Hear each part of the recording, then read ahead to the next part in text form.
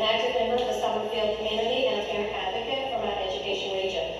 I've been actively engaged at the county level, watching, learning, and communicating with Guilford County Schools Board of Education. And due to policies and practices from the superintendent and several complicit school board members, I've seen documentation of declining academics and test scores, increase in discipline issues, disgruntled employees who fear retaliation, an exodus of amazing teachers, gross misappropriations of taxpayer funds, conflicts of interest with school board members and their respective nonprofit organizations, and the worst offense, a big push for government and school systems to co-parent our children.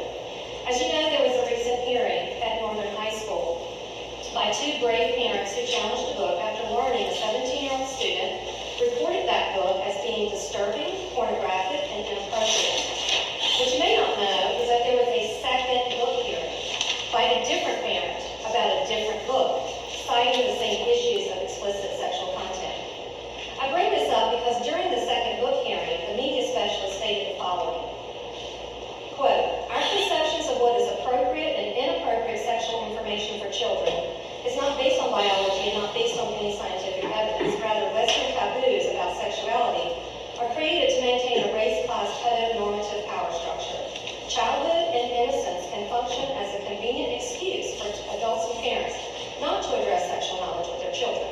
The media specialist further states, the social construction of childhood innocence is detrimental to children's well-being and their development as competent, responsible, critical thinking subjects." Now I ask you, at what point did parents give their rights to educators and school systems to determine what is appropriate and inappropriate sexual content for their children, or our children? I'm concerned that this could escalate to a bigger issue, crossing the line of what school systems are allowed to teach our children in GCS.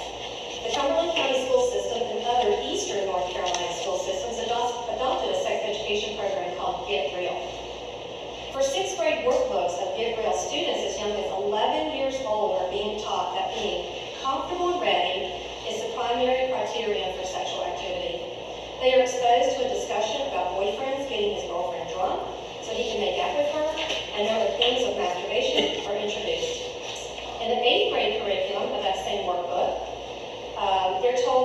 students are told that they can obtain birth control without parental knowledge or consent.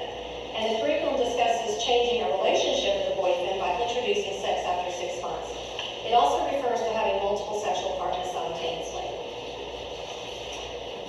So I know this is very disturbing information to hear. May I finish? It's just a couple seconds. Sure. So what can parents in the community do about this? One, we can be engaged and vigilant about our children's education, inspecting our children's curriculum. We can communicate with and partner with teachers, principals, and school board members.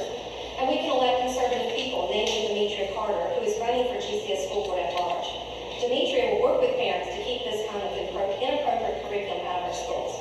So Summerfield residents, I invite you to join me